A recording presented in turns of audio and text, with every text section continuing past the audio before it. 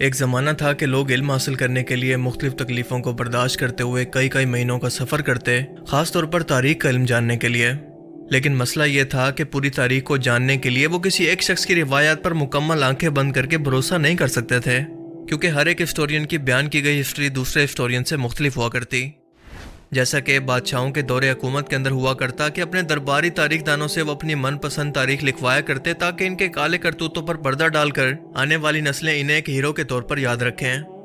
پر آج دور بالکل بدل چکا ہے۔ دنیا بہت ہی تیز اور ایڈوانس ہو چکی ہے، اور کسی بھی شخص کے پاس آج اتنا ٹائم نہیں کہ کئی سو صفحوں کی کتاب کو صرف ایک واقعہ کو جاننے کے لیے بیٹھ کر پڑھتا رہے، بلکہ اس کی بجائے T V media, social media اور ڈیجیٹل سینما جو کہ آج ہر شخص کی پہنچ کے اندر ہے، خصوصاً نوجوان نسل اپنی تاریخ کو اسی 2 سے 2.5 گھنٹے کی فلم یا پھر ڈرامہ سیریز کو دیکھ کر سیکھ رہی ہے، جو کہ صرف اسی صورت کے اندر فائدہ مند ہے جب وہ مستند ہو اور آپ کے کسی دشمن نے پروپیگنڈا کے لیے تیار نہ کی ہو۔ اور آج کل بھارتی فلم انڈسٹری کے اندر اس کا عروج ہے، کیونکہ یہ لوگ سچ اور جھوٹ کو مکس کر کے اس کے اندر ہندو نسل پرستی یا پھر دیش بھکتی کو ڈال کر ایسی پروپیگنڈا فلمیں تیار کر رہے ہیں جو کہ اچھا خاصا منافع بھی کما رہی ہیں، لیکن افسوس کہ ان کے اپنے ہی لوگوں کو حقیقت سے دور کر کے ایک فکشنل تاریخ کے اندر لے جا رہی ہیں، جہاں اس فلم کا مقصد یعنی اصل تاریخ کو بتانا ختم ہو کر ایک انٹرٹینمنٹ فلم کے اندر بدل جاتا ہے، جس کو آپ ایک ہسٹوریکل فلم تو بالکل نہیں کہہ سکتے۔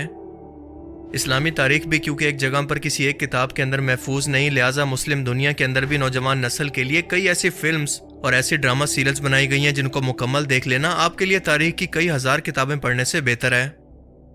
انہیں باقاعدہ ریسرچ اور علماء کرام کی نگرانی کے اندر بنایا گیا، اور یہ آپ کو اس دور کے اندر لے جاتی ہیں کہ آپ اصل تاریخ جاننے کے ساتھ ساتھ بہتر طور پر اس وقت کے حالات و واقعات، اس ٹائم کے موجودہ ماحول کو سمجھ کر خود کو اسی جگہ کے اندر محسوس کرتے ہیں۔ اور آج کی ویڈیو کے اندر ہم کچھ ایسے ہی منفرد اور مستند ڈرامہ سیریلز کی بات کریں گے جو کہ آج کے ٹائم کے اندر ہر ایک مسلمان اور تاریخ کے طالب علم کے لیے دیکھنا انتہائی ضروری ہے،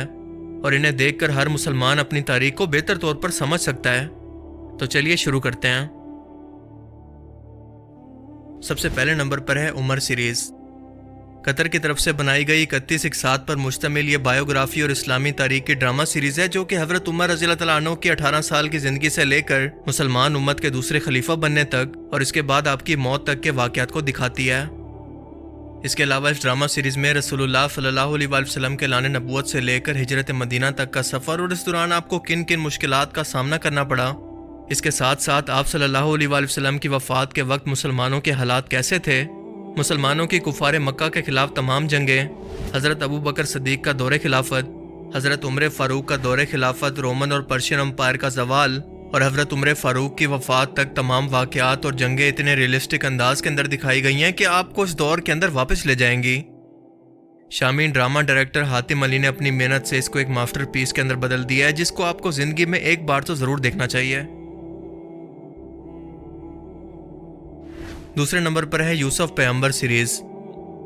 حضرت یوسف علیہ السلام کی زندگی پر مبنی یہ کہانی قرآن مجید کے اندر موجود احسن القصص یعنی اللہ کے مطابق بہترین قصوں میں سے ایک قصہ ہے۔ ایران میں بنی اس فلم کو فرج اللہ سلحشور نے لکھا اور اسے ڈائریکٹ کیا، اور 2008 کے اندر اس ماسٹر پیس کو آن ایئر کیا گیا، مگر فرج اللہ کو اس کی قیمت اپنی جان دے کر چکانی پڑی، کیونکہ یوسف پیغمبر کی کامیابی کے بعد وہ بنی اسرائیل کی اصل تاریخ پر ایک فلم بنا کر یہودیوں کو ایکسپوز کرنا چاہتے تھے، مگر اپنے ایک سفر کے دوران اچانک سے ایئرپورٹ پر ان کا سامان اچانک سے غائب ہو گیا، اور کئی گھنٹوں کے بعد جب وہ ملا تو اسی دن سے فرج اللہ سلحشور کو عجیب و غریب قسم کی کھانسی شروع ہوئی، اور دیکھتے ہی دیکھتے ان کے پھیپھڑوں نے کام کرنا چھوڑ دیا، اور یہی ان کی موت کی وجہ بنی۔ کہا جاتا ہے کہ اسرائیلی ایجنسی موساد نے ان کا یہ سامان غائب کر کے ان کے سامان پر اس زہر کو چھڑک دیا تھا، جسے سانس کے ذریعے اندر لے جانے کے بعد فرج اللہ کی آہستہ آہستہ تڑپ تڑپ کر موت ہو گئی۔ 45 قسطوں پر مشتمل یہ ڈرامہ سیریز حضرت یوسف علیہ السلام کے بچپن میں نبوت کی بشارت کے بعد سے لے کر انہیں اپنے بھائیوں کے ہاتھوں 3 دن تک کنویں میں ڈالے جانے اور پھر ایک قافلے کے ذریعے انہیں مصر کے بازار کے اندر بیچنے کے علاوہ جوانی کے بعد زلیخا کے ہاتھوں گناہ کی دعوت اور اس گناہ کی دعوت کو قبول نہ کرنے کی سزا پر انہیں زندان کی قید کی سختیوں کو کس طرح سے برداشت کرنا پڑا، اور بت پرست مذہبی لوگوں نے کیسے ان کی جان لینے کی کوشش کی، مگر انہوں نے تمام تر مشکلات کے باوجود اللہ کا دین پورے مصر کے اندر پھیلا کر پوری قوم کو یکتا پرست بنا دیا، اور اللہ نے آخر کار انہیں مصر کا بادشاہ بنایا۔ تو 20 سال کے بعد باپ، بیٹے اور بھائیوں کی جدائی ختم ہوئی، تمام خاندان ایک بار پھر سے اکٹھا ہوا، اور باپ اور بیٹے کے ملنے کے جذباتی مناظر کو دیکھ کر آسمان کے فرشتے بھی رو پڑے، اور آپ بھی اس ڈرامہ سیریز کے اندر اس منظر کو دیکھ کر اپنے آنسو پر کنٹرول نہیں کر پائیں گے۔ یوسف علیہ السلام کے صبر اور اللہ پر بھروسے کی یہ داستان ایسی ہے کہ ایک بار اسے دیکھ کر آپ اسے کبھی بھی بھلا نہیں پائیں گے۔ تیسرے نمبر پر ایران میں بنایا گیا ایک اور ماسٹر پیس ہے شہید کوفہ، جو حضرت عمر فاروق کی وفات کے بعد حضرت عثمان بن عفان رضی اللہ تعالیٰ عنہ کے خلیفہ بننے سے لے کر مولا علی علیہ السلام کی خلافت اور اس خلافت کے دوران ان کو پیش آنے والی تمام مشکلات جو کہ بنو امیہ نے ان کے لیے کھڑی کی، اس کی عکاسی کرتا ہے، اور امام علی علیہ السلام کی امیر معاویہ سے جنگ جمل، جنگ صفین اور مولا علی علیہ السلام کی خارجیوں کے خلاف لڑی جانے والی جنگ نیروان کو بھی اس فلم کے اندر بہت ہی زبردست انداز کے اندر فلما کر دکھایا گیا ہے، اور ان جنگوں کی اصل وجوہات اور مسلمانوں کی خانہ جنگی کے پیچھے اصل سازشی کردار دراصل کون تھے، اس فلم کو دیکھنے کے بعد آپ انہیں آسانی سے پہچان پائیں گے۔ اس کے علاوہ رسول اللہ کے اہل بیت کی قربانیوں کو بھی جو کہ انہوں نے آنے والی مسلمان امت کے لیے دی، اس کا بھی بہتر طور پر اندازہ آپ کو یہ ڈرامہ سیریز مکمل دیکھ کر ہو جائے گا۔ نمبر 4 پر ہے فرج اللہ سلاشور کی ایک اور super hit Iranian drama series men of Angelos یعنی اصحاب کہف،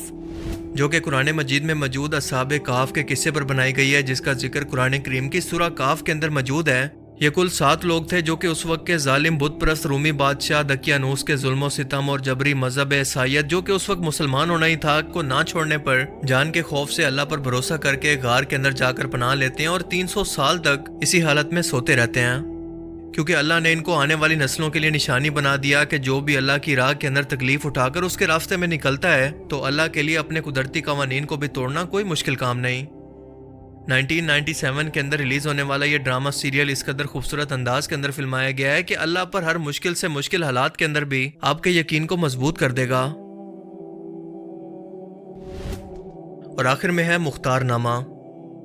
2010 میں 40 قسطوں میں نشر ہونے والا یہ ایرانین ڈرامہ امیر مختار سقفی کی زندگی اور امام حسین علیہ السلام کی شہادت کے اصلی اسباب اور ان کے کرداروں کی نشاندہی کرتا ہے۔